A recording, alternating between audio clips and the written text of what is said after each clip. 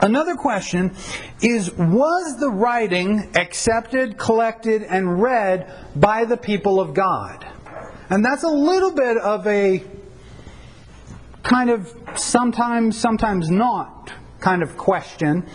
We do know that the Jews have their writings, and we do know that there's a great deal of Christian literature, and here I'm using the word Christian to be very broad.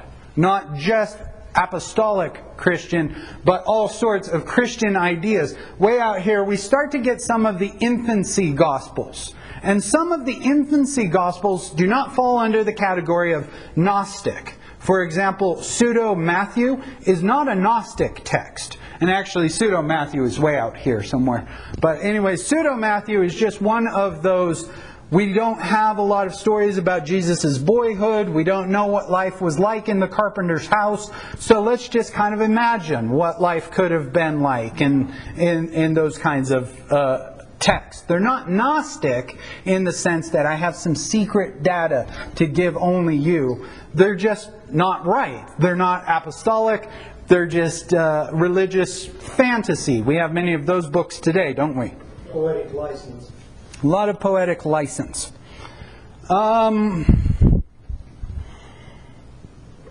Many writings were collected by the Jews, and they were read. They weren't read necessarily in synagogue.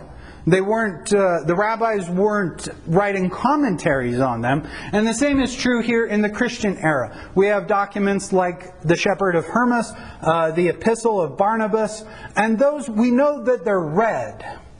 But the question is, were they accepted, collected, and read in church or in synagogue? That's a huge difference, isn't it? Are we reading, like, let's take a modern book, let's just make one up, and to read it from the pulpit, are we reading it as, here's a book that's being read today in Christianity, or are we saying, thus says the Lord, because those are two completely different positions, right? We can see that. So that's a question that the church had to wrestle with, as to, especially when it comes to the West and when it comes to the East. Keeping in mind that we don't have email back then. That would be terrific if we had email back then. Because books could get to the church right away, and they could respond right away, and we could actually have the response of the church. You notice that in 1 Corinthians and 2 Corinthians, Paul talks about the letter you wrote me. Gosh, would we love to have the letter that they wrote him, because maybe that would help us to understand what Paul is talking about specifically when he responds to the church. But anyways, we're talking about a time period where travel, yes, under Rome, it's better, but it's not perfect.